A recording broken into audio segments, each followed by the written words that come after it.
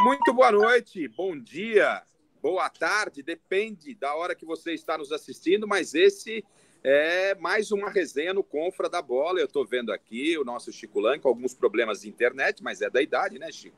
O Chico tem esse problema com tecnologia, atrasamos o nosso início de gravação por aproximadamente uns 5 a 8 minutos, culpa do Chico Lang, brincadeira, foi culpa minha. Chicão por aqui, estou vendo o Omar, estou vendo o Beto e o nosso convidado mais que especial, há tempos eu não via, hoje técnico da Luverdense, o Betinho. Fez história no futebol brasileiro, no futebol paulista, muito com a camisa do Palmeiras, e hoje como técnico já vinha trabalhando também, acho que me parece que trabalhou com o Sérgio Soares também, Betinho, aqui no Juventus, ou não? Você não pegou junto com o Sérgio, não, né? O Sérgio estava com o Denis, mas o Betinho tem uma história também no Juventus e hoje na Luverdense. O primeiro boa noite é para o nosso convidado. Que prazer recebê-lo aqui no Confra da Bola, Betinho. Há muito tempo eu não te vejo. Boa noite, Osmar Garrafa, Chico Lang, né, que também, muito tempo aí que a gente não se falava, e o Roberto também, uma satisfação, né, estar podendo aqui falar com vocês e principalmente falar de futebol, né. E é verdade, assim, eu, dentro aí do futebol, né, o Palmeiras foi uma referência para mim, como as outras equipes que eu passei, né, e, então, sem dúvida nenhuma aí, a resenha vai ser muito legal. E eu paro de jogar em 2004, o Sérgio Soares para de jogar em 2004 no Santo André, e eu sou auxiliar dele, trabalho com ele durante uns 4 anos, né, foi o meu aprendizado, né, no início lá de carreira, na parte técnica. É isso, eu sabia que tinha uma ligação entre você e o Sérgio, nosso parceiro Sérgio, que já participou com a gente também aqui no Confra, gente da melhor qualidade, bom profissional e ótimo que você teve, além da sua experiência profissional, que foi gigante, não é? Nos clubes que você passou, e você também tem essa experiência ao lado do Sérgio. Boa noite, Chico Lang. O Betinho, ele aprontou muito na época de Palmeiras em cima do seu Corinthians. Boa noite, Chicão. Boa noite, Garrafa. Boa noite, Betinho. Boa noite, Bob. Boa noite, Omar. Olha, aprontou muito. Aprontou muito. E era um jogador de meio campo que hoje é raro, né? Hoje não tem esse cara de meio campo para armar jogadas, para lançar o centroavante, ponta direita, ponta esquerda, ou abrir para o lateral, né? Fazer aquela jogada. Ele não tinha problema com ele. Ele encostava tanto no centroavante, como também armava o jogo, né? Pensava o jogo. Hoje, muita gente não existe esse meia pensador. Você pode falar do Rafael Veiga, talvez ele, com o tempo, se torne um meia pensante, mas ele não é um meia pensante, ele é um meio de tocar, da agilidade no jogo, né? Da dinâmica na partida. O Betinho não, o Betinho era um cara de pensar, era um cara que, assim, hoje não existe mais no futebol brasileiro. Infelizmente, né? Todo mundo dando aprendizado demais, né? Mas é um prazer falar com o Betinho. O Betinho que não jogou no meu time, né? Mas aprontou demais no meu time, contra o meu time. Tá certo. Omar, dê o seu boa noite também aos nossos confras, ao Betinho, e depois eu quero que o Beto Luiz, que o Beto palmeirense dos bons, né? E o Beto é o nosso Google, porque o Beto, eu sou péssimo para data. Se você perguntar para mim quem os últimos 3 campeões brasileiros, eu tenho que consultar, eu sou péssimo para isso. Lembro, obviamente, né, das histórias, mas eu com data sou muito ruim, já diferentemente do Beto Luiz, que o Beto sabe, além de datas, sabe detalhes históricos e tal. Seu boa noite, Omar, prazer em recebê-lo aqui também. Boa noite a todos. Eu agora estou trabalhando com o Betinho, né? Sou assistente técnico aqui do Luverdense com ele, mas a gente tem uma história junto que nós começamos lá atrás na Juventus juntos, né? No Sub-17, junto com o Sérgio Soares também, que inclusive subimos os 3 para o profissional na mesma altura. Fomos campeões de muitas coisas na base junto, construímos essa amizade e hoje, 40 anos depois desse início, que não é muito bom de contar isso, né? Porque é uma trajetória longa, estamos juntos aí nessa... tentando passar um pouco desse aprendizado, né, que a gente teve dentro do futebol, que isso é importante, e é que a gente fala, no futebol tem que estar quem é do futebol, né? Quem é do meio. E a gente está aí buscando esse espaço e buscando disseminar essa aprendizagem que a gente teve durante a nossa trajetória de vida. Ah, não tenha nenhuma dúvida. Eu sempre sou dessa tese também, que do futebol, quem é do futebol? Isso é muito importante. E aí o Beto pode falar um pouquinho mais. Como é que foi ele, como torcedor nas arquibancadas, vendo o Betinho brilhar com a camisa do Palmeiras, da Sociedade Esportiva Palmeiras. Boa noite, Beto. Boa noite, Garrafa. Boa noite, Omar. Boa noite, Betinho. Boa noite, Chico. Garrafa, assim, muito legal, tá? Vamos lá para 1991. Ah, lá. O Palmeiras não ganhava um título relevante desde 7-6, com aquele gol do Jorge Mendonça, de cabeça, no gol das piscinas. Aí depois nós tivemos com o Denise, há 2 semanas atrás. Na final estava o Denise e estava eu junto contra a Inter de Limeira. E a gente perde para a Inter de Limeira. Só que em 91 o Betinho dá uma resgatada legal. E naquela Copa Euro-América, ele mete 2 no Hamburgo, mete mais 2 no Stuttgart. Palmeiras vence 2-0 o primeiro jogo, depois vence 2-0. Ele traz um título que deu para gritar gol. Fazia muito tempo que eu estava com vontade de gritar. É isso ou não é, Betinho? Verdade, Roberto. Esse título aí nós comemoramos sim, porque embora eu tinha 1 ano só de Palmeiras, né, mas eu sabia o que era o Palmeiras, né, sem a conquista dos títulos, a fila que existia, né. E no ano de 90 a gente tem aquela situação contra a Ferroviária no Pacaembu de não ganhar, né, e deu a final caipira. Então aí inicia o ano com esse torneio aí da Euroamérica, né? A gente faz um jogo contra o Hamburgo e contra o Stuttgart, né? O Corinthians também tá nesse quadrangular aí. O Corinthians pega o Stuttgart primeiro e depois pega o Hamburgo, né? E a gente teve a felicidade, né? O primeiro jogo nós ganhamos 2-1, inclusive, se eu não me engano, foi gol do Dida e do Roger, não tenho certeza agora. E o segundo jogo contra o Stuttgart, né? Lá em Poços de Caldas, eu tenho a felicidade de fazer os 2 gols, né? E sagramos, né, campeões daquele torneio, que o grito de campeão ecoou por muito, principalmente lá em Poços de Caldas, né, o estádio lotado e a torcida vibrou, comemorou como se fosse um título de verdade. O Betinho, o Chico, ele amargou aquela fila dos 23 anos, esse não é o caso, logicamente, seu, mas você passou no Palmeiras num período de fila, e fala pra gente... Hoje o Palmeiras vive um estado de graça, depois teve, obviamente, a Parmalat, e agora novamente o Palmeiras, como disse aí, no estado de graça, sendo sempre os favoritos em todas as competições das quais participa, mas fala pra gente como era o jogador chegando no Palmeiras e recebendo, querendo ou não, você recebia a camisa do Palmeiras e junto você recebia na bandeja uma pressão de ausência de títulos, e aqueles que estavam chegando sem essa responsabilidade do passado, mas com uma responsabilidade presente e querendo um lugar no cenário nacional numa grande equipe como o Palmeiras. Como é que era lidar com tantas emoções e com tantas responsabilidades ao mesmo tempo, Betinho? Assim, Garrafa, eu chego no Palmeiras, né, eu tenho a felicidade, inclusive na minha estreia, foi contra o Botafogo em Ribeirão, nós ganhamos de 2-1, né, e eu acabo fazendo um dos gols, o segundo gol, inclusive. Então eu já chego, né, fazendo gols, né, isso, quer queira ou não, você já começa a cair no agrado do torcedor. E depois, no decorrer, né, da temporada, daquele ano mesmo de 90, nós fizemos grandes jogos, né, inclusive chegamos, né, nessa situação aí contra a Ferroviária e não conseguimos passar. A partir, sim, desse jogo, né, contra a Ferroviária, que aí deu para sentir realmente a pressão, né, porque deixamos escapar uma possibilidade grande de estar na final naquele ano. O nosso time tinha totais condições de estar na final daquele ano, pela campanha que nós fizemos, né? A primeira fase com o Jair Pereira, né? Jair tinha o time totalmente na mão, mas aí houve uma situação lá que resolveram tirar, trouxeram o Tele Santana, o Tele ali no pouco tempo ali do quadrangular final, nossa equipe não conseguiu desempenhar o que vinha desempenhando na fase anterior, né? E acabamos não chegando. E aí sim eu senti essa pressão, porque os torcedores...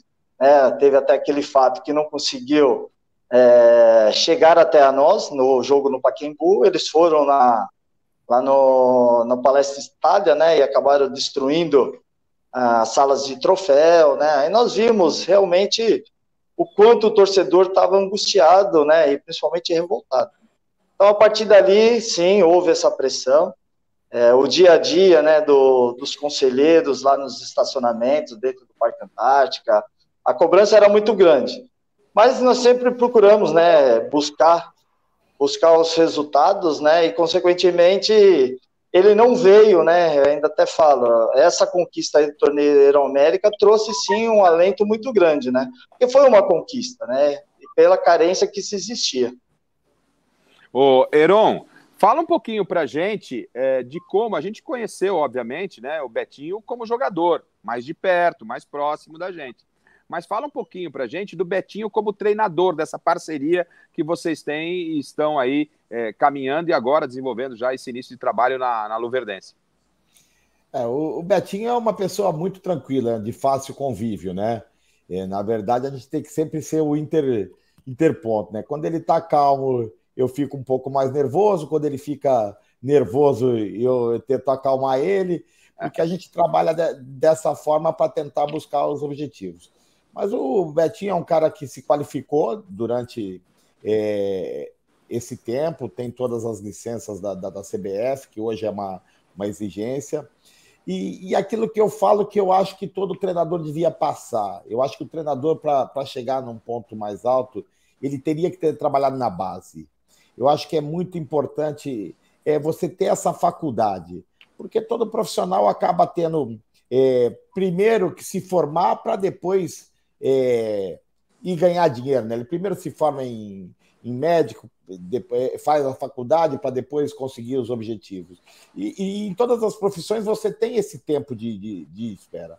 E o treinador que trabalha na base, ele tem a facilidade de entender o jogador jovem que está subindo, ter essa paciência de qualificar. E o Betinho, assim como eu, também participei de todas as categorias, que trabalhei com todas as categorias. Hoje a gente trabalha como profissional, mas eu já trabalhei muito com base também.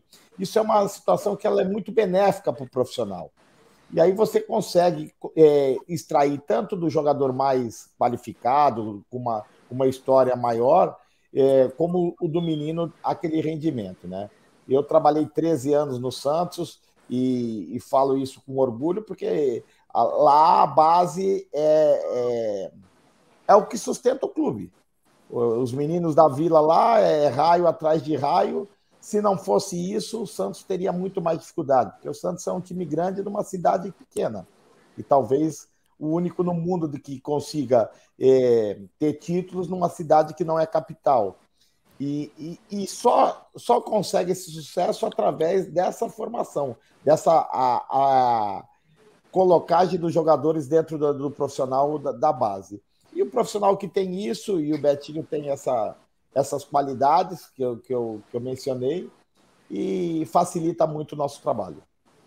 Então, pois não, Chico? Não, eu queria fazer uma pergunta para o Betinho, porque me veio à memória aqui uma coisa que o Roberto Avalone falava bastante.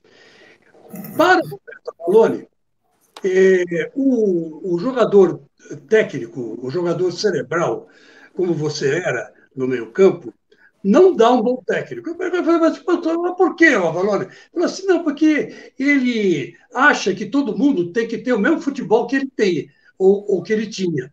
Então ele vai para campo, ele exige muito do jogador, quando o jogador não pode entregar isso para ele. Aí eu falei, me dá um exemplo. Ele falou assim, Tele Santana. O Tele Santana era um cara cerebral, era um cara que virou o futebol brasileiro de cabeça para baixo, né? Porque ele jogava, era um 7 recuado para armar o meio campo, né? Para marcar e também criar jogadas. E teve, vamos dizer assim, o sucesso do Tele foi, vamos dizer a verdade, do São Paulo. Porque teve uma passagem pelo Palmeiras que foi desastrosa, né? Inclusive você pegou ele lá. E aí o Tele nunca convenceu, né? Vamos falar a verdade. 82 e 86, ele não deixou legado nenhum, porque os jogadores eram tão bons que eles se mantinham por si próprios, né? Aí, o futebol em 94 mudou um pouco, mas aí já não era o Tele, né? Era o Parreira e o Zagallo, né? Mas, enfim, eu quero saber de você o seguinte: o Roberto Avalone está certo, ou que Deus o tenha, ou está errado, né? Não, Roberto Avalone, assim, tem suas razões, sim. Eu penso assim, eu sou um cara também muito exigente, porque assim, eu vivenciei, graças a Deus, dentro de campo, muita qualidade técnica, né? E, inclusive, eu fiz parte dessa qualidade técnica. Né? Então, muitas vezes, nós, jogadores, decidíamos dentro de campo, né? Sem esperar uma orientação, às vezes, do treinador. Nós tínhamos essa autonomia pela qualidade, o poder das decisões, né? Hoje, infelizmente, é o inverso, né? Os jogadores dependem exclusivamente da orientação do treinador, porque eles se omitem na grande maioria das vezes. E aí, no meu caso, né, eu acho que até o Tele Santana, como eu trabalhei com o Tele era um cara muito exigente também. Ele não permitia o erro, né? Ele te cobrava muito o acerto, então muitas repetições. Hoje, até pela a minha vivência como jogador e agora como treinador, além da minha característica, né, um jogador muito tranquilo, uma pessoa tranquila, hoje eu faço com os meus atletas instigá-los a fazer o melhor cada um deles, né? Mas comigo eu permito o erro, desde que ele reaja a esse erro, né? Que ele tome alguma atitude rapidamente pós o erro. No mais, ele pode errar, tentar um drible, tentar a caneta, tentar um chapéu. Se ele fizer isso no treino, ele pode fazer no jogo sem problema nenhum. Se a coisa não der certo, eu assumo, né? Então, hoje, eu sou, assim, exigente, mas, ao mesmo tempo, eu tenho o equilíbrio para ter o entendimento que esses atletas não tenham tanta capacidade como eu vivenciei lá atrás. Agora, Betinho, desculpa, Chico. Só uma perguntinha. Mas no seu time tem meia? Esse que é o negócio. A gente tem o meia lá, o meia direita, o meia esquerda, como no passado, ou você trocou por um daqueles mais volantes pegadores, marcadores. Como é que é seu time? Conta para mim. Não, o meu time, na verdade, o primeiro passo tem que ser para frente, né? É uma briga diária que eu tenho com eles.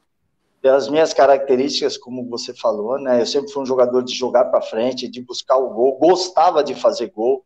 Se eu ficasse 3 jogos sem fazer gols, isso me incomodava muito. Eu não entendo como hoje os atacantes, os meias, não querem fazer gol. Simplesmente tocar de ladinho, essas coisas. Então, eu sou um cara muito exigente nesse sentido.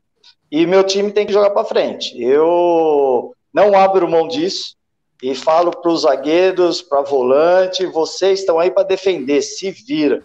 Aquele pessoal do meio para frente ali vai atacar. É lógico, dentro de uma organização, dentro de um trabalho, mas meu time normalmente, graças a Deus, dentro dos meus trabalhos, eu tenho tido sucesso e conquistas, né? Da maneira como eu tenho trabalhado, eu e o Omar. Agora, em cima do que você falou, Betinho, e é uma realidade de um tempo.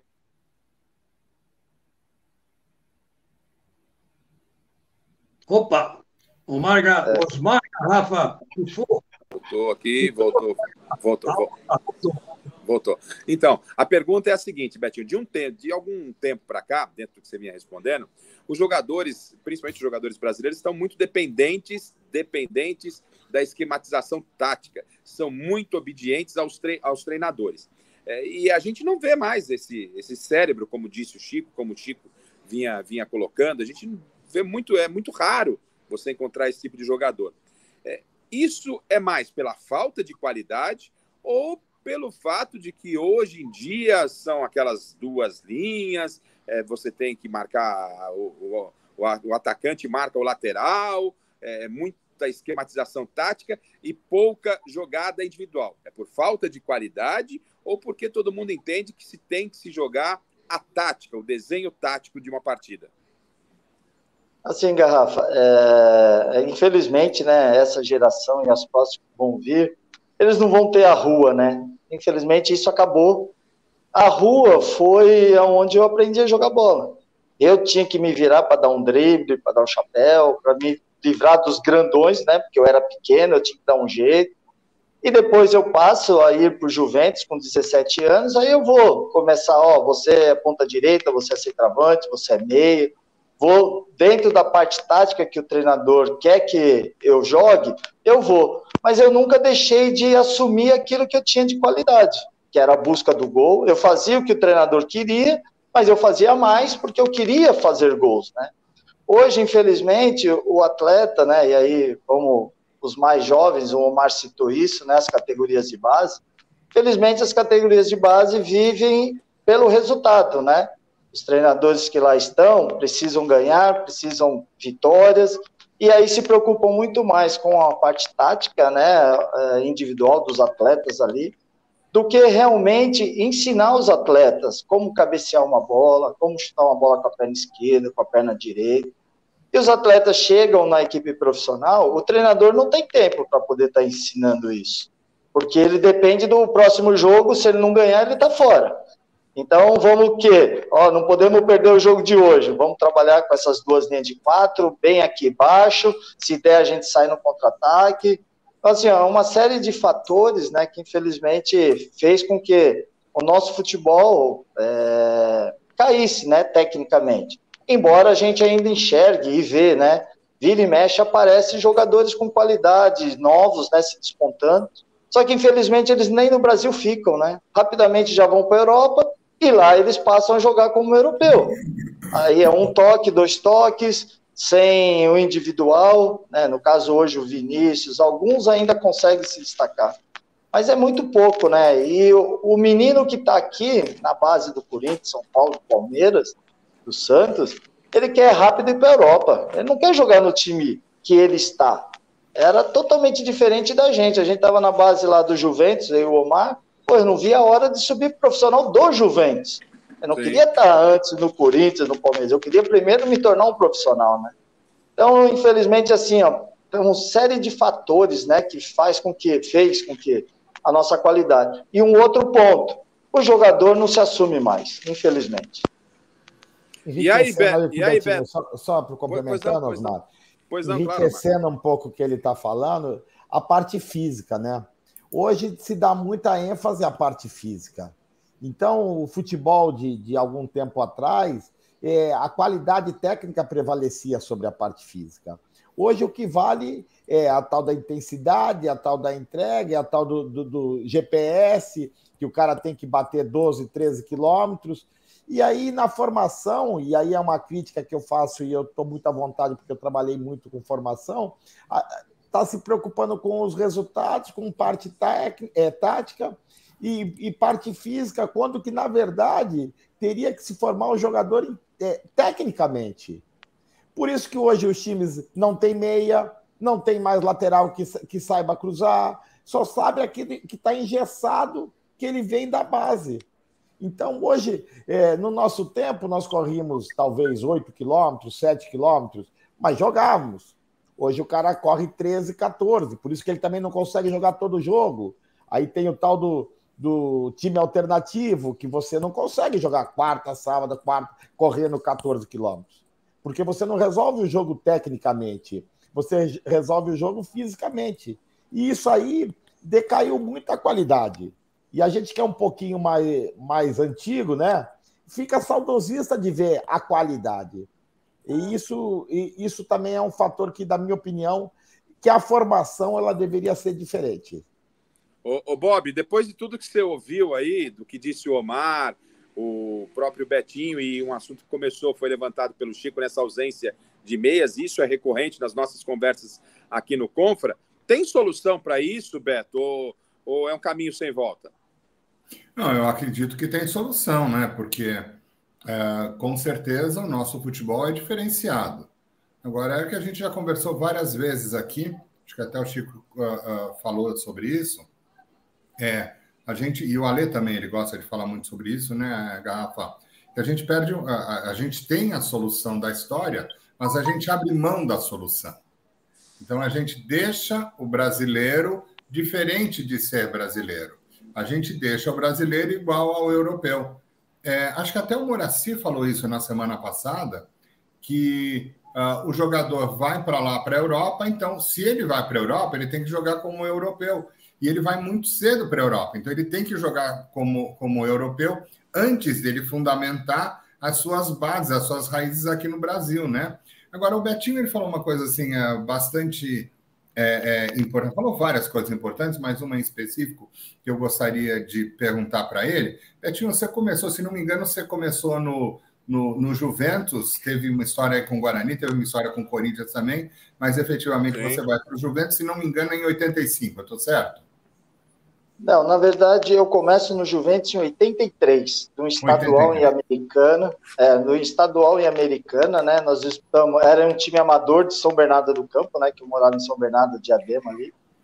E aí eu sou o terceiro artilheiro aí desse campeonato, né? E o Juventus, o Guarani, eles estão nessa competição também, né? Aí o Juventus acaba me convidando para ir para lá em 83, com 17 anos eu tinha na época.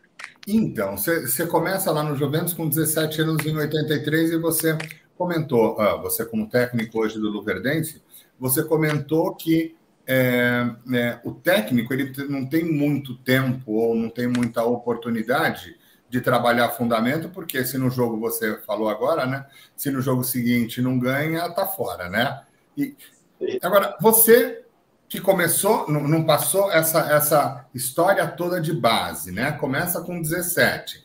E agora você vê essa realidade de que o técnico atual, ou o técnico dos clubes aqui, eles não têm muito tempo de trabalhar fundamento à medida que eles têm que ganhar para poderem se manter no cargo. Como é que, com a tua experiência de ter começado relativamente tarde, né, nos clubes profissionais, e agora que você está num clube profissional e enxerga essa realidade, como é que você mistura essa coisa da realidade do futebol atual versus a realidade que você viveu lá atrás, para que dessa história inteira saia uma boa solução, tanto para o jogador quanto para o clube que você está treinando? Assim, eu penso que, primeiro, né, o tal do planejamento é muito difícil dele acontecer, né? Mas que é a melhor palavra dentro do futebol. Quando acontece o planejamento de realmente você assumir um compromisso e as pessoas assumirem com você, aí você sim. Eu sou um cara muito adepto de trabalhar com jovens, eu gosto muito, porque quando eu tive a minha oportunidade lá atrás, eu quero agora poder oferecer, né? Então eu já trabalhei com muitos jogadores jovens que acabaram se destacando. Trabalhei 1 ano dentro do Palmeiras, na base do Palmeiras, em 2008. Para mim foi muito importante esse aprendizado ali, e houve evolução de alguns meninos, né?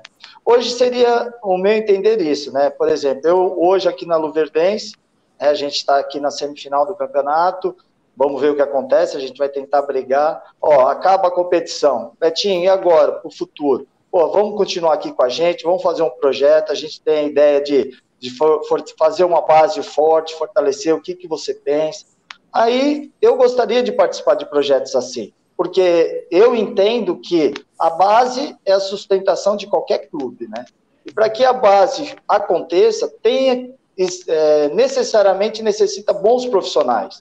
E aí, sem se preocupar com resultados, e sim com o desenvolvimento, né? E depois, é lógico que esse desenvolvimento não é da noite para o dia. Por isso que eu falo do planejamento, né? É você acreditar no projeto e continuar com ele, né? Hoje, eu olhando de fora, né, eu enxergo que o planejamento do Palmeiras nos últimos anos na base são sensacionais, pelo número de atletas que eles conseguiram revelar, né? Então, o Palmeiras conseguiu achar um caminho que, sem dúvida nenhuma, está tendo sucesso. E eu só acredito que existem bons profissionais na base, né, que estão fazendo o trabalho, na verdade, como se deve, né? Ô Betinho, e isso vale, essa questão vale também para o Omar e todos que estão aqui participando com a gente também podem se manifestar. Você, como um treinador de uma safra jovem, observa esse movimento, e aqui não vamos especificar, falar de A, B ou C, mas esse movimento de técnicos estrangeiros no futebol brasileiro. Eu não tenho absolutamente nada contra, nenhum tipo de rejeição nesse sentido, acho que tem espaço para todo mundo, mas me preocupa um pouco esse modismo. Hoje, modismo de estrangeiros e portugueses. Tivemos o modismo dos técnicos interinos, isso valeu para o Carille, que acabou sendo campeão. Depois voltamos com o modismo, quando os interinos já não estavam tão bem, aí surgiu o Eduardo Batista, o Carille, o Jair Ventura, que estavam, né, por cima ali e tal. De repente, o Jair Ventura e o Eduardo não foram tão bem. O Eduardo, inclusive, teve uma passagem no Palmeiras, não foi das melhores. E aí começou a se resgatar de novo a moda dos veteranos. Aí veio o Filipão, veio o Abel, que já encerrou e tal. E hoje esse modismo dos técnicos estrangeiros está por aqui, e principalmente dos portugueses. você entende que há realmente um desleixo com olhar para o nosso mercado, ou você vê de outra forma? Te causa estranheza esse modismo, se é que você concorda que há um modismo hoje, sem tirar o mérito, por exemplo, de um Abel que faz um trabalho sensacional, mas outros estrangeiros passaram por aqui e não levaram nada, não deixaram nenhum legado. Aliás, deixaram muitos problemas também.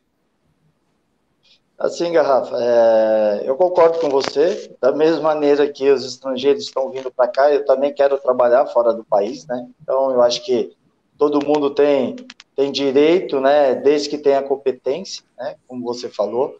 E realmente o futebol brasileiro tem vivido esse modismo, né? Como você citou aí, concordo plenamente. Eu acho que de 2014 para cá, infelizmente depois da Copa, né? O 7-1, o treinador brasileiro simplesmente não presta para mais nada. É desatualizado, não entende, está ultrapassado.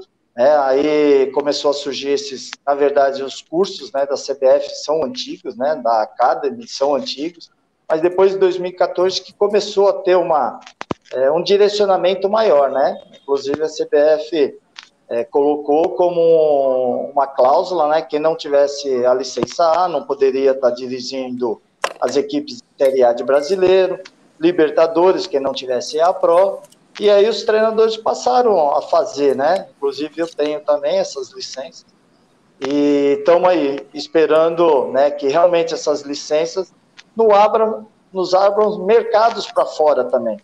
Já que aqui dentro hoje, né, a quantidade de estrangeiros é enorme, principalmente os portugueses, né? E nós, treinadores brasileiros, não estamos conseguindo sair, porque as nossas licenças ainda não são aceitas fora do país, né? Enquanto que, para vir para o Brasil, não há exigência nenhuma em relação aos treinadores, né? Isso, inclusive, é um debate, né, que é a FBTF, que eu faço parte também, né? Eles estão junto à CBF buscando uma solução, né? Por que nós não podemos trabalhar fora e por que tanta facilidade para os estrangeiros?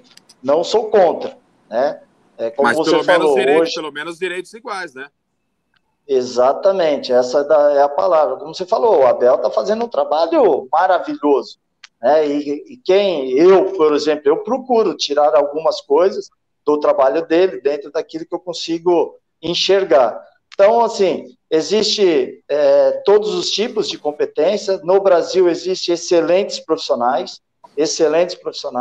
Infelizmente, aí eu falo, né, a imprensa pesa para um brasileiro uma situação e para o estrangeiro outra, né? A paciência para o estrangeiro é muito maior do que para um brasileiro, né? A gente não pode, nós brasileiros, 3 derrotas seguidas, você está fora. O estrangeiro pode, além disso, né? Então, essa é uma situação que incomoda. Essa questão dos direitos aí iguais, a gente não ter, estando dentro do nosso país, né? Deixa eu fazer um testemunho que eu joguei em Portugal de 88 a 96. E na época que eu estava lá, os treinadores brasileiros que eram a moda lá. Então eu vi lá Paulo Autuori, Edinho Nazaré, Carlos Alberto Silva, Geninho, entre outros. Todos daqui, Jair Pisserni, todos daqui iam trabalhar lá. E nós éramos campeões do mundo. Agora, inverteu. Nós estamos, que nem vocês falaram agora, o Roberto falou, europeizando o nosso jogador, e nós não estamos conseguindo os resultados internacionais que a gente conseguia anteriormente. Então, serve como para a gente pensar, né? Por que quando a gente saía para fora, tinha treinadores brasileiros trabalhando no mundo todo, no Japão. Hoje, acho que no Japão só tem o Nelsinho Batista. Talvez o Carille está lá, né? Mas é que eu te falo, a gente tinha 3, 4 treinadores no Japão, no mundo árabe. Nós tínhamos essa internacionalização dos nossos treinadores, era uma coisa que era fantástica, porque nós éramos referência no futebol mundial.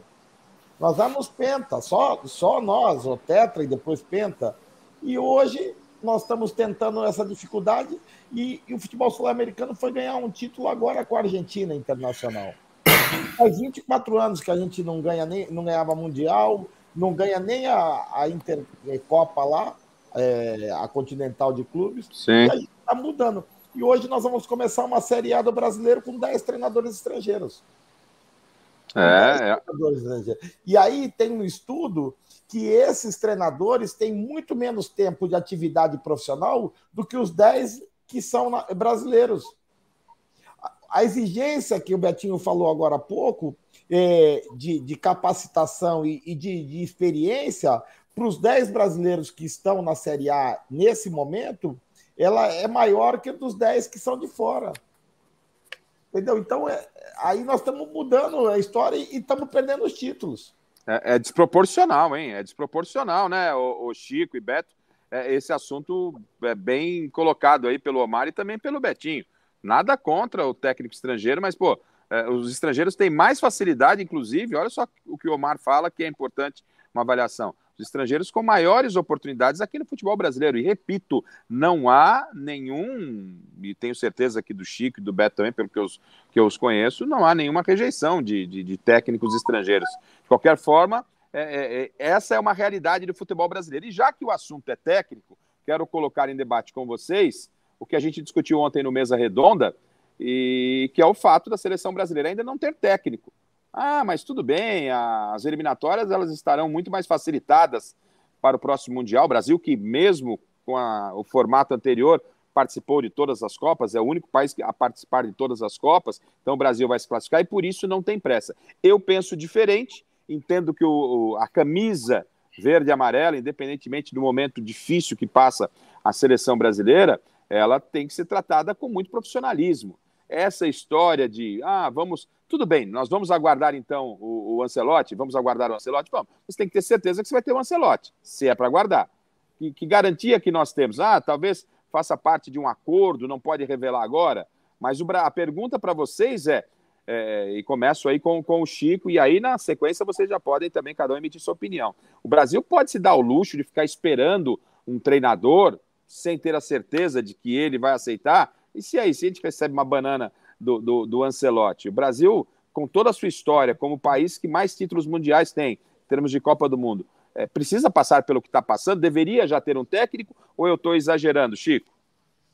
Olha, Garrafa, o Brasil pode esperar, sim. Tem condição, pelo calendário, e por isso que você falou. Quando classificavam 5, o Brasil sempre se classificou. Agora vão classificar 10. Quer dizer, é um inchaço, né? Que vai sofrer a Copa do Mundo. Não sei como é que vai ser isso, se vai dar certo ou não vai dar certo, mas a possibilidade do Brasil levantar o Hexa passou a ser muito menor, né? Porque, como aumentou o número de participantes, aumenta também o número de dificuldades, né? Eu, pelo menos, penso assim. A gente pode imaginar que uma Espanha, que uma França. Eu falei Espanha porque eu amo futebol espanhol, acho bonito, aquele tic-tac, né? Aquele toque de bola, me lembra um pouco os bons tempos do Santos, né? Botafogo. Eles copiaram a gente, né? Essa é a grande verdade. Os espanhóis são mestres, né? Em copiar o futebol brasileiro. Aliás, o Guardiola fala isso, né? Descaradamente, né? Escancarado ele fala isso, sem problema nenhum. Então, eu acho assim, que o Carlos Ancelotti vale a pena esperar. Agora, se for para pôr um brasileiro, já tinha que estar um brasileiro lá, né? Hoje, existe um lobby muito grande para o Fernando Diniz, né, assumir a seleção, principalmente no Rio de Janeiro. O Rio de Janeiro está fazendo um lobby para o Fernando Diniz assumir o dinizismo. Todo dia a gente vê uma coisa ou outra nesse sentido. Eu acho que o Diniz é um treinador perfeito. Ele não tem que assumir nada. Ele é perdedor, ele não tem pegada para assumir a seleção brasileira. Mas o cara da Argentina não tinha também, foi lá e deu certo. O cara da Argentina foi uma aberração, porque a Argentina era a última Copa do Messi. E o Messi, então, chamou a responsabilidade para ele como nunca havia chamado em Copas anteriores. E eu acho que deu certo por causa disso também, né? O Messi apoiava muito esse treinador porque ele mandava no treinador. O time todo jogou em função do Messi. E o Messi estava a fim de jogar. E jogou. E a gente sabe muito bem, o Betinho fazia diferença no meio campo. E o Messi, evidentemente, que é cerebral, como o Betinho era, então ele facilitou a barbaridade, né? Todas as modificações que o técnico da Argentina fez. Em suma, eu acho assim, tem que esperar sim. A CBF já tomou a decisão. É o Carlos Ancelotti. Vamos esperar o Carlos Ancelotti? Vamos. Estamos classificados para a próxima Copa do Mundo? Estamos. Entre os 10 a gente fica. Então, sabe, é uma coisa assim absurda que deu para dar uma relaxada na CBF quanto a isso. Agora, é chato não ter um técnico? Mas hoje a coisa mudou, né? As regras da Copa do Mundo mudaram e o presidente da CBF, que não é nenhum Einstein, né? Não é nenhum fora de série, está fazendo o jogo direitinho, esperando a coisa acontecer para ele ficar bonito no pedaço, né? Mas, enfim, é isso. Eu acho que tem que esperar sim, Garra, porque hoje a realidade é outra. Então, se é para esperar um técnico estrangeiro, que seja o Carlos Ancelotti, que pelo menos gosta de brasileiro. Esse aí gosta de brasileiro. Desde quando era jogador. Então, quer dizer, eu acho que é um cara que já vem com aquela mentalidade europeia, já vem com aquele negócio de catenaccio na cabeça, porque todo jogador italiano já sabe que ele tem que marcar primeiro para atacar depois. O Betinho sabe disso, né? Então, ele já vem com uma mentalidade diferente, né? Ele gosta muito do Vinícius Júnior, gosta muito do Rodrigo, né? Então, quer dizer, eu acho que ele seria um diferencial. Agora, eu acho que o Diniz vai fazer diferença nenhuma.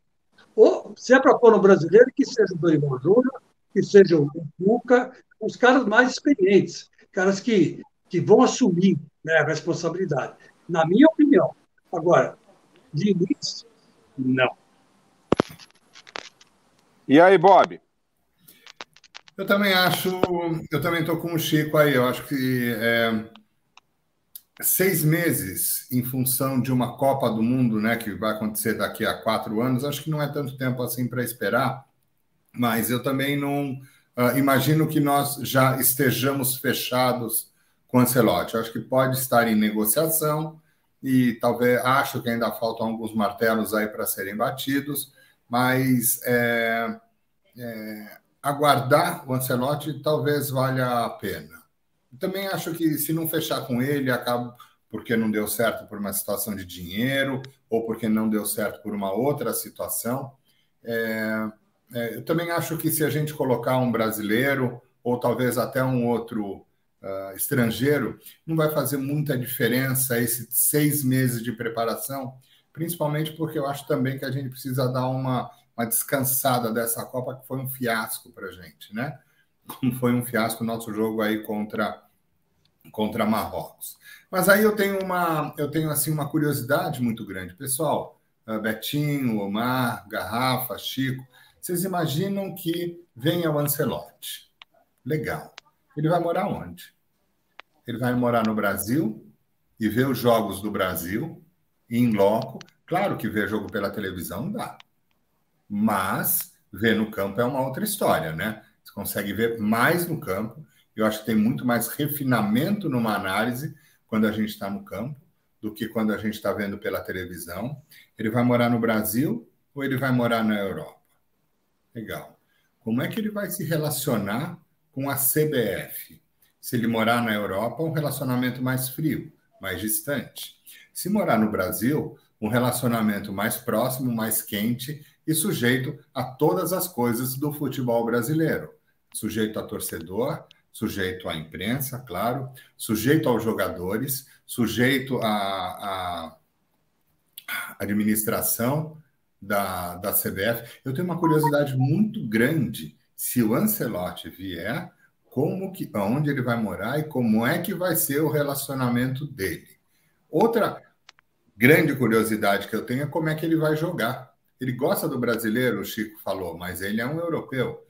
Ele gosta, né? Será que ele vai fazer o brasileiro jogar como o brasileiro joga? Ou será que ele vai fazer, mesmo gostando do brasileiro, como o europeu joga? Vejam, ele já foi campeão em diversos lugares. Foi campeão na França, foi campeão na Espanha, foi campeão na Itália, foi campeão na Inglaterra. Ele foi campeão em tudo quanto é lugar que ele passou, né? E ele tem uma cabeça sobre o futebol. Ele tem um jeito de montar o futebol. E o jeito de montar o futebol do Ancelotti não é exatamente privilegiando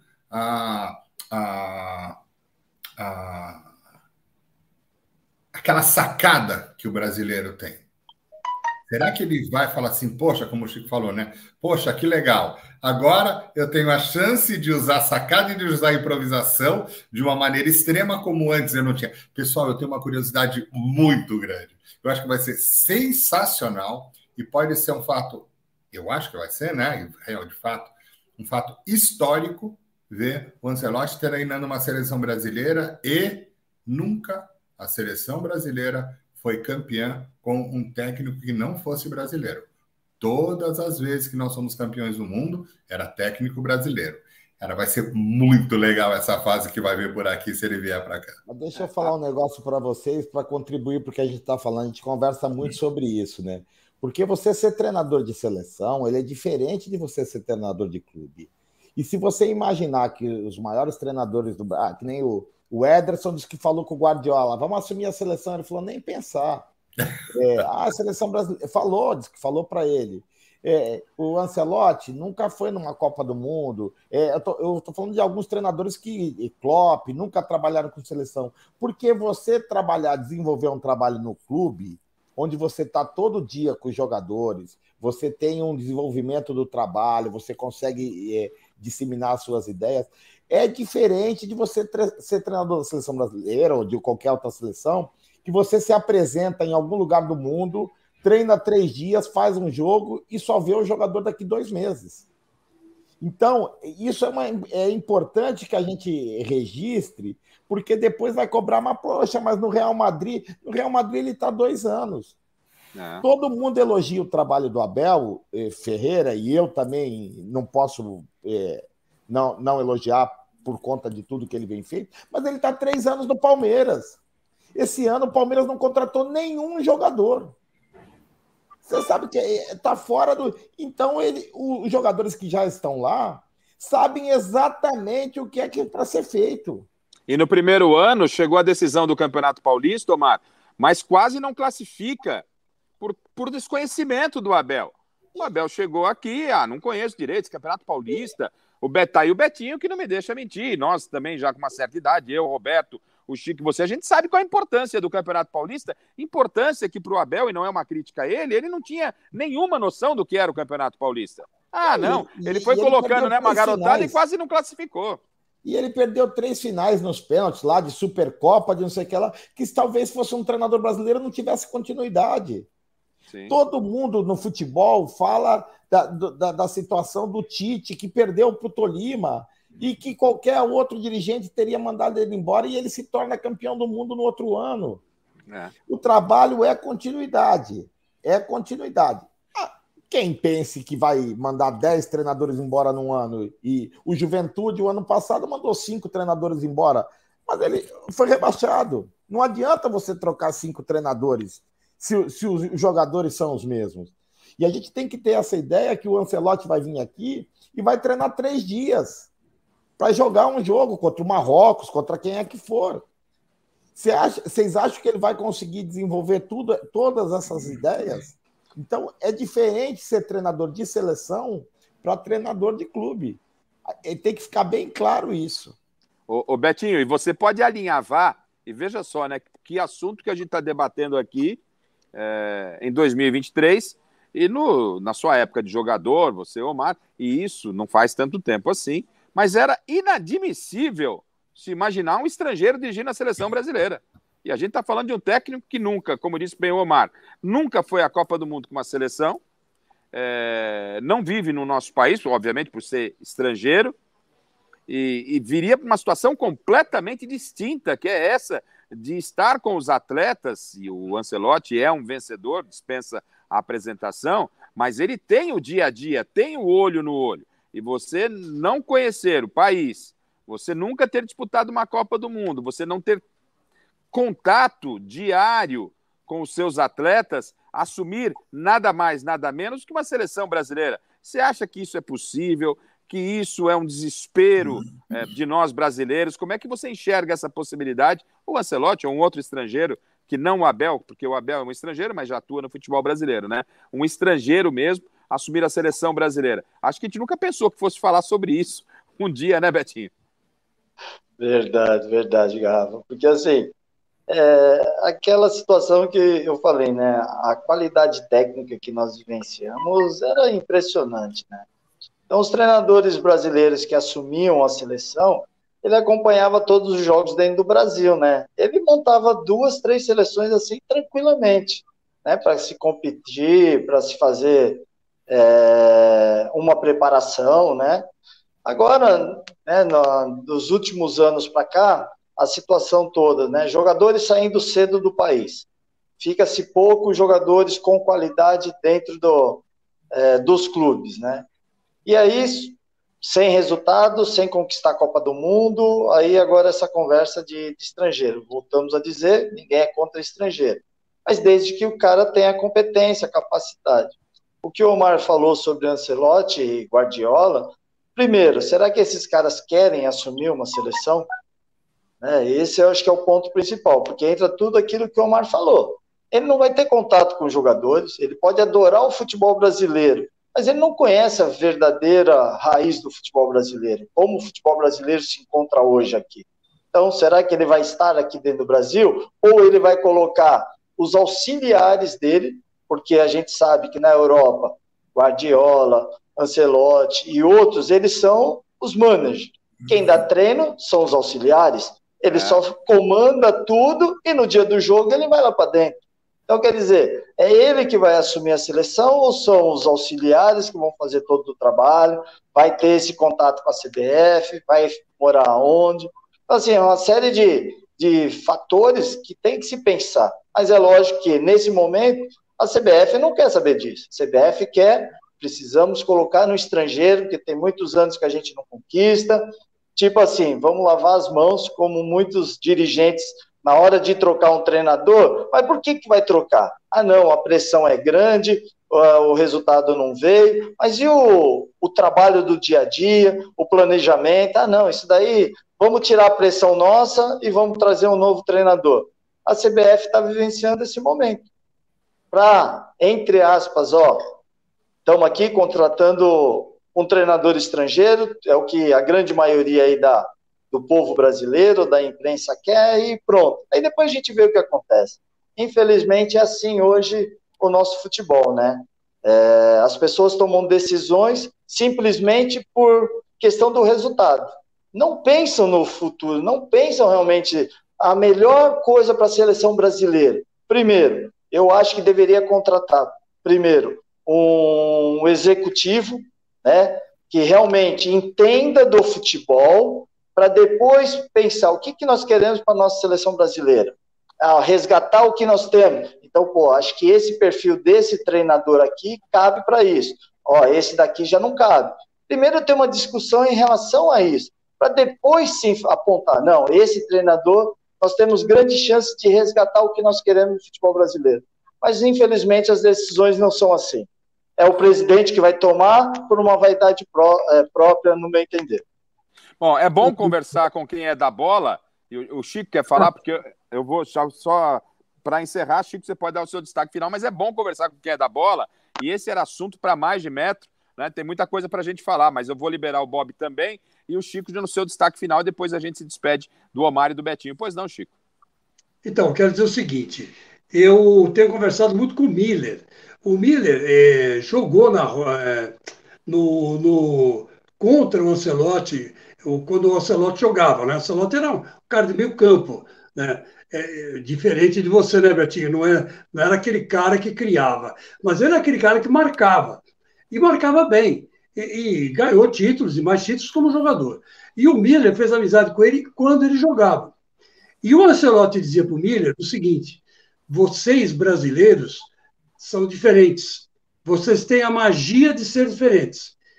Então, não tem jogador no mundo que faça o que o brasileiro faz. Aí o Miller falou para ele, não, porque aqui na Europa a gente tem que se adaptar ao esquema tático. Ele falou, mesmo se adaptando ao esquema tático, o brasileiro quebra a linha. Né? O Miller dizendo para mim, não nessas palavras, é evidente, eles falaram de outro jeito, mas é mais ou menos isso. Então, o Ancelotti, ele é um cara, que nem o Beto disse, que cidade ele vai morar? Roberto, Rio de Janeiro, não tem nem dúvida, né? Que ele vai ficar lá, porque a CBF está lá. Né? Já devia não estar no Rio, a CBF já devia, mas quando ela está lá, ele fica no Rio. E tenho minhas dúvidas, hein, se ele vem morar no Brasil. Tenho minhas dúvidas. Eu acho que ele vem. Ele vem sim. Porque se ele comprar a ideia de resgatar o futebol brasileiro e reformular o futebol brasileiro, ele vem morar aqui. Se ele ficar lá na Europa e só administrar, mandar os componentes da equipe dele para cá, não vai dar certo. Porque o Ancelotti é um cara que ele gosta de ter autonomia. A última palavra é sempre dele. É como você montar uma equipe, o Beto, né, o Betinho e o Omar, que estão juntos há muito tempo, mas a última palavra, vocês falaram, é sempre tomada em conjunto, mas quando chega no impasse, é o Beto que decide, eu acho. É aquela coisa, o também não abre mão disso. Mas ele tem esse jogo de cintura, sim. E ele deve vir, eu tenho certeza que ele vai aceitar. E vai ter tempo de fazer um bom trabalho. Que nem disse o Omar, é verdade, seleção é uma coisa, clube é outra coisa. Ele não vai estar tão perto dos jogadores. Mas é que tá, ele tem um nome tão grande, mas tão grande, na cabeça de qualquer jogador que chegar nele, já vai chegar com aquele, sabe, com a frente e outra atrás. É diferente de chegar no Diniz, por exemplo. Né? O Diniz é um cara, sabe, que vai gritar, vai falar palavrão, sabe, vai xingar, vai se dispor com os jogadores. Agora, ele não. Ele é um cara intelectual, o cara pensa, fala, sabe? Ele já não precisa mais de futebol, de tantos títulos que ele ganhou, em todos os lugares que ele teve. Eu acho que para nós vai ser bom. Para nós vai ser bom. Por brasileiro. Os técnicos brasileiros também, na minha opinião. Eu não tenho tanta certeza que o Chico tem. A gente, obviamente, tem um compromisso de horário. Eu queria o boa noite do Beto Luiz, não é? Para que a gente possa também se despedir dos nossos convidados, o Omar e o Betinho. E o Chico já encerrou um assunto que ele encerrou o assunto nesse momento, mas esse assunto é debate para muito mais. Tá certo? Boa noite, seu Roberto Bob. Garrafa, se você me permite, claro. aqui no meu boa noite, eu gostaria de fazer uma pergunta, a última, prometo, para o Betinho e para o Omar. Você me permite? Mas é óbvio. Aliás, eu tinha um compromisso firmado com o senhor, por isso eu estou te liberando, mas Obrigado, não tenho pressa, eu não tenho pressa nenhuma. A resenha tá boa demais, só tá faltando minha cervejinha aqui, porque o papo já virou aquele papo de amigos mesmo. E é esse o espírito do Confra, né, Beto? Omar, Betinho, sábado agora nós temos Cuiabá e Luverdense. Luverdense em casa empatou o primeiro jogo, né? E agora o jogo é na casa do Cuiabá. E é no sabadão, se não me engano, 4h30 da tarde, não é isso? 4h30 do horário do Brasil. Isso. Como é que vai ser esse jogo? Dá para vencer lá em Cuiabá? O que vocês estão imaginando? Como é que vocês vão montar o time? Assim, ó, a equipe, eu e o Omar, nós chegamos aqui faltando 3 rodadas para encerrar a primeira fase. E nós precisávamos fazer umas vitórias aí para poder ter a chance de classificação. Empatamos em casa contra o Misto.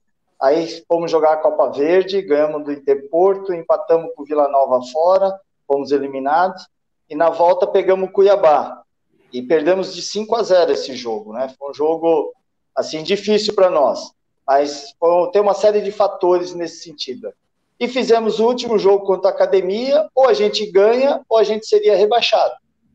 E a gente consegue essa vitória, e aí a equipe se fortalece, tudo. E a gente vai depois, agora, passamos pelo Dom Bosco, nas quartas de final, e chegamos para pegar o Cuiabá. O Cuiabá é a melhor equipe. Até o jogo antes aqui contra nós, eles tinham 100% de aproveitamento, 9 jogos, 9 vitórias.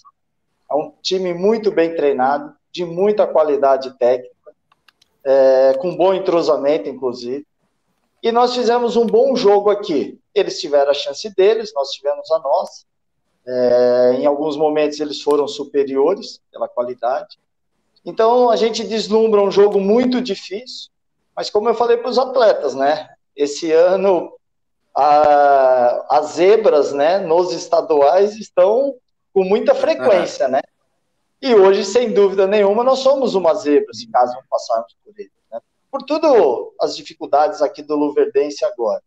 Então, a gente teve aí essa semana toda para trabalhar, vamos iniciar essa outra. Eu vejo com bons olhos. O Cuiabá está na semifinal da Copa Verde, jogou ontem contra o Goiás, ganhou aqui em Cuiabá, vai jogar quarta-feira, né? Então, quer queira ou não, tem um pouquinho aí de desgaste, mas eu vejo com muitas possibilidades. Não é um jogo fácil, nós temos que marcar muito. Aí eu falo que no futebol, para você ganhar, você precisa marcar o adversário, mas sem abdicar a mão de atacar. E é isso que nós vamos fazer no próximo sábado. A Luverdense, que já teve na Série B há 3, 4 anos atrás, era uma equipe de Série B, ficou 3, 4 anos, conseguiu a manutenção. Hoje é um clube que está sem série, né? Porque veio caindo e acabou não tendo mais a série. Vamos enfrentar um time de Série A, com um orçamento muito diferente do nosso, mas eles não têm a vantagem, eles têm a vantagem de jogar em casa. Nós já quebramos os 100% deles de invencibilidade, e é legítimo a gente pensar que a gente pode passar por eles. Se empatar, vai para pênalti, é que eu falo, jogadores como o Walter, como o Rodriguinho do Corinthians, que era o Davidson, o Alain Pereur, que agora se machucou. É uma equipe diferente. O Pita, um centroavante que estava no Juventude, muito bom jogador, muito bom, paraguaio, 23 anos, é um jogador que os clubes aí do eixo Rio-São Paulo poderiam pensar, porque ele é forte e é bom jogador, já fez um bom brasileiro ano passado no Juventude, mas é legítimo a gente pensar que a gente pode derrubar o gigante, como o Caxias derrubou o Inter, como o Água Santa o fez com o São Paulo e outros aí, né? E não tenham dúvida que a nossa torcida é para o Luverdense, com certeza, e como diria o saudoso Juarez Soares, o jogo é jogado e o lambari é pescado. Eu queria desejar aqui... Pois não, Chicão. O Beto, que é o catecista aqui, né? Claro que é. Catequiza. Mas eu vou lembrar que Davi venceu Golias. Não se esqueçam, né? O cara tinha 2 pedras, acertou as 2 no olho do gigante, e o gigante, ó, pumba, caiu morto. Davi foi lá, pegou a espada do gigante e cortou a cabeça dele. E a resposta... do Davi para cima dos caras e os filisteus, ó, perna para que te quero. Então, nada é impossível. Eu acho que dá sim para vocês ganharem. Vou torcer muito por vocês. E a resposta tá toda com o Cuiabá. Então, a gente deseja boa sorte a vocês. Muito obrigado pela participação com a gente aqui. O tempo passou rapidíssimo. Tinha comprometido com o Beto aqui liberá-lo às 21 horas. E o Beto ainda estendeu a mais uma pergunta. E aí eu fico muito feliz com isso, tá certo? Porque os convidados foram, como sempre, de altíssimo nível. Betinho, um grande barato de reencontrar aqui. Vamos ver se pessoalmente a gente pode se ver. Omar, foi um prazer também recebê-lo aqui. O Beto já é o nosso comandante aqui. O Chicão, estou todo dia com ele aqui na Gazeta. Então, queria agradecer a todos, ao Dudu na nossa retaguarda, e a gente vê, principalmente, o Betinho e o Omar numa nova oportunidade. Tá certo, Betinho? Tá certo, Omar? Muito obrigado aí pela participação. E foi um prazer. E em pouco tempo conseguimos falar sobre muitos assuntos polêmicos, né? Abrangemos muitos assuntos aí. E só para brincar aqui, todo mundo, quando erra meu nome e fala Osmar, eu falo que Osmar são 2. Mas aqui, hoje está perfeito, porque hoje tem o Osmar e o Omar. Aí não tem como errar, né, Omar? Aí não tem como errar, só para finalizar aí. Beleza, Omar? Obrigado. Sorte para Garrafa. Vamos ganhar desses caras aí. É o Walter que vai jogar no gol? O Walter. Ué, eu não sei que o Walter se encantou aí, né, com o Mato Grosso, né? Ele se encantou com o Mato Grosso. Tinha uma proposta do São Paulo para ele acabou não aceitando e ficou pelo Cuiabá. Gozado. Chico é fácil, Chico. No Mato Grosso tem peixe grande. Eu vou buscar esses peixes lá. O pessoal adora pescar no Teles Pires. Aí mexeu com mexeu com a emoção do Beto, né, Beto? É verdade. Mas o Cuiabá tem uma estrutura muito boa. A gente está andando por aí, a gente esteve em Goiás, viu a estrutura do Atlético Goianiense, os times que estão na Série A hoje pelo Brasil, não só no eixo Rio-São Paulo, estão se modernizando, estão montando campos de treinamento com excelência, e isso vai ajudar muito a desenvolver o futebol no todo do Brasil. Beleza. Tá certo. Betinho, grande abraço. Obrigado, meu irmão. Boa sorte. Abraço, Obrigado, Betinho. Abraço, Osmar. Osmar. Obrigado, Beto, Chico. Obrigado mesmo aí pelo convite. Um grande abraço.